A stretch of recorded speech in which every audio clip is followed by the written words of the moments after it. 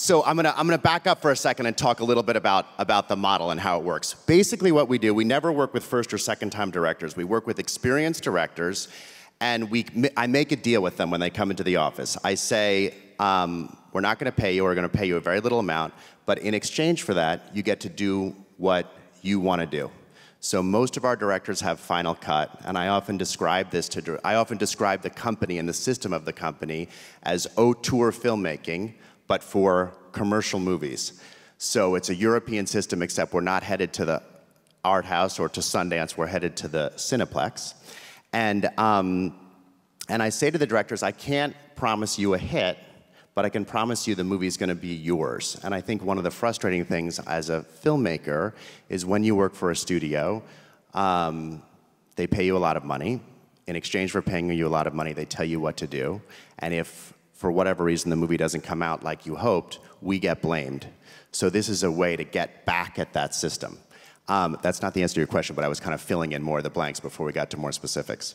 So if the movie is successful, is there a pool of money? Is it going to be triggered by box office bumps? Is there yeah, so we share, everyone participates to a certain degree in the profit of the movies, and that includes, all our movies are union, but even the crew, there's a crew pool, and then there's bonuses. And when I did those independent movies that nobody saw, we spent a lot of time arguing about net points, and you kind of hear all these stories about what points in movies mean and what they're worth.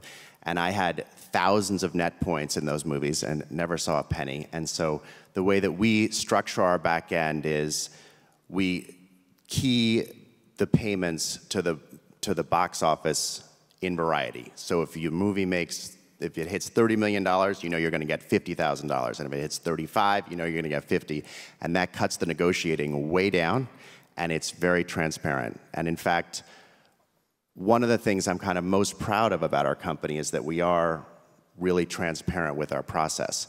When a director comes, there are lots of benefits of low-budget movies. When a director comes and says, you know, I want a guaranteed wide release for the movie before I start, I say you're at the wrong company, because one of the benefits of doing low-budget movies is that you don't have to release them wide to recoup. So when you make a movie for $3 or $4 million and it doesn't come out exactly right, you don't have to spend $30 million of P&A on the movie to recoup. You can release it in a smaller way, make your money back, and keep going. I want to pick up on that a little bit. You have a deal now with Universal. Is part of your understanding, or is part of the filmmaker's understanding, that even though they're going to have final cut, even though they can be their auteur within your model, if the movie somehow doesn't work, if it doesn't come together, it's not going to get a theatrical release. So do they know that going in? And if it's not going to get a theatrical release, what's going to happen to it? And I know you've made a couple of movies that have yet to be released theatrically. Will they come out? How does that process work?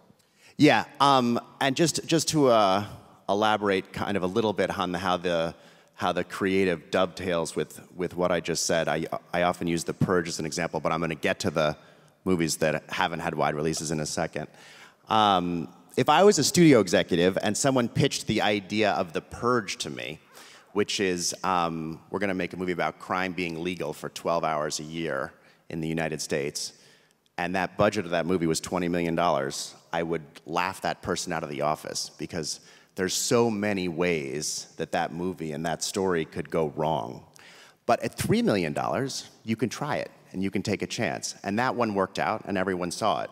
But we did a movie, to answer your question, we did a movie called The Bay with Barry Levinson, or a movie called Plush with Catherine Hardwicke. And those are really cool, interesting movies, but they weren't right for a wide release. So those movies you can get on iTunes. I say to our directors, unlike doing a pilot, which disappears, I guarantee your movie will be seen, I just can't guarantee how it will be seen. So those movies were very limited released, like on 10 theaters or something, and then now you can get them in ancillary markets.